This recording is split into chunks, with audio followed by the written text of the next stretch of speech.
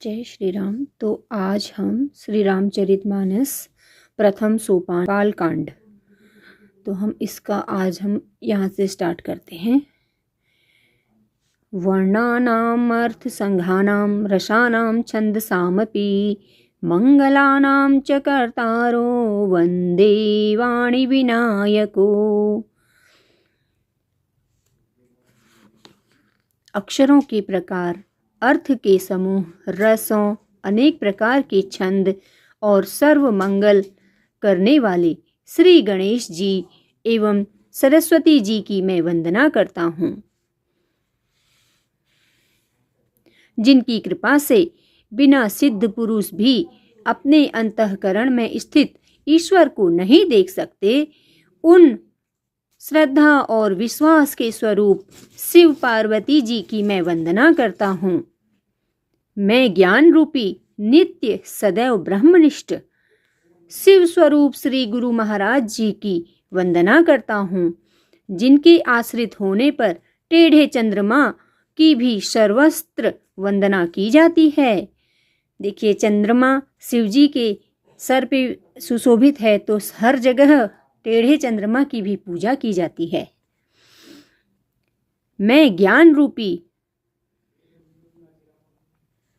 श्री सीताराम जी के अपार चरित्रों का जो पवित्र वन है, उसमें विहार करने वाले परम ज्ञानी कवीश्वर श्री वाल्मीकि जी तथा कपीश्वर हनुमान जी की मैं वंदना करता हूँ।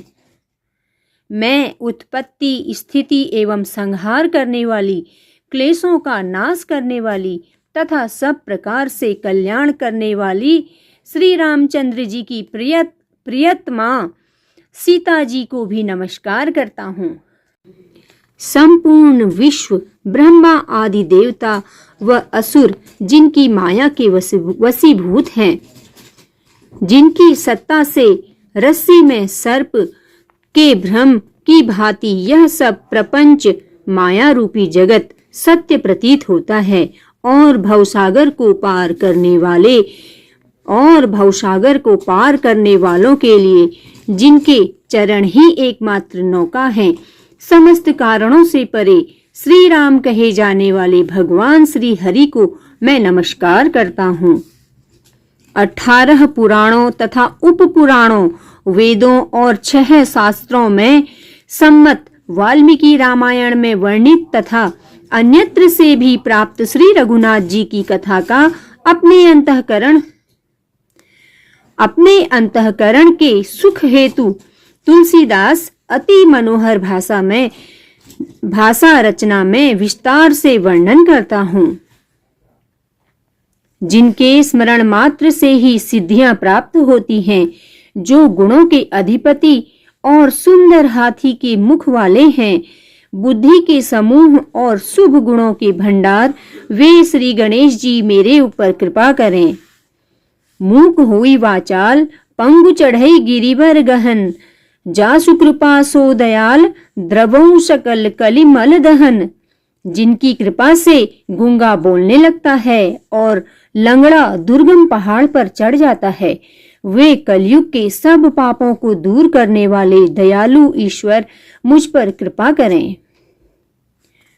नील कमल के समान जिनका श्याम वर्ण है और जिनके नेत्र पूर्ण खिले हुए लाल कमल के समान हैं, और जो सदैव क्षीर सागर में शयन करते हैं, वे श्री नारायण मेरे हृदय में निवास करें।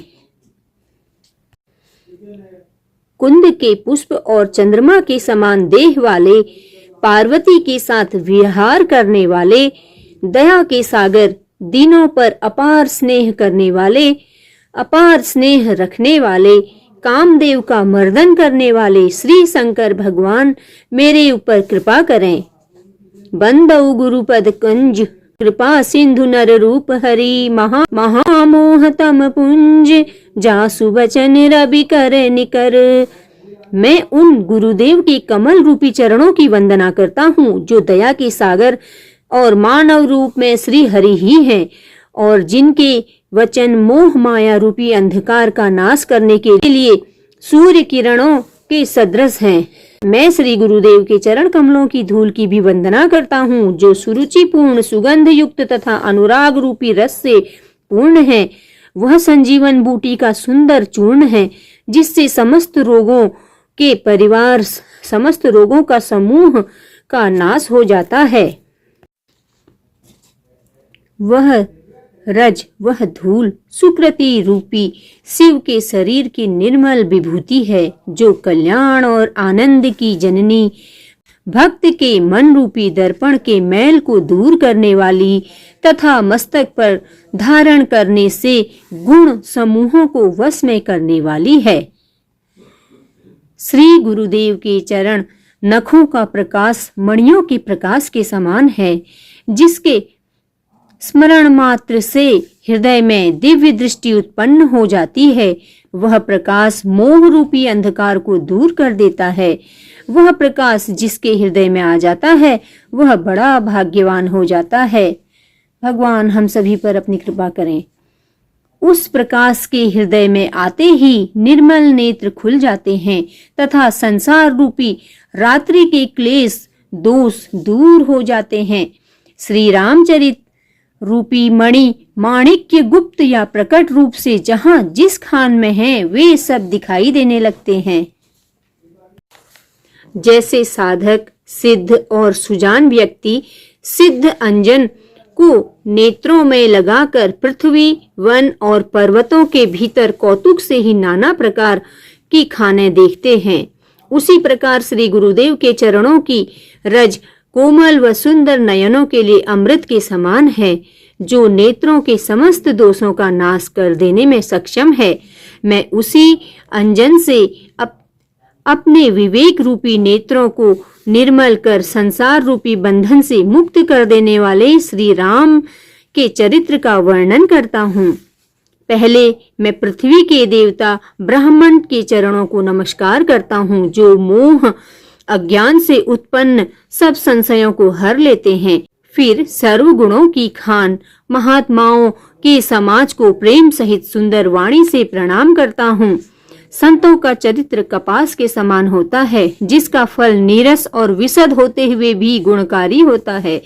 जिस प्रकार वह स्वयं कष्ट सहकर भी दूसरों के गुप्त स्थानों को ढकता है, उसी प्रकार साधुजन भी स्वयं दुख सहकर दूसरों के दोषों पर पर्दा डाले रखते हैं, जिसके कारण वे वंदनीय होते हैं और यश प्राप्त करते हैं।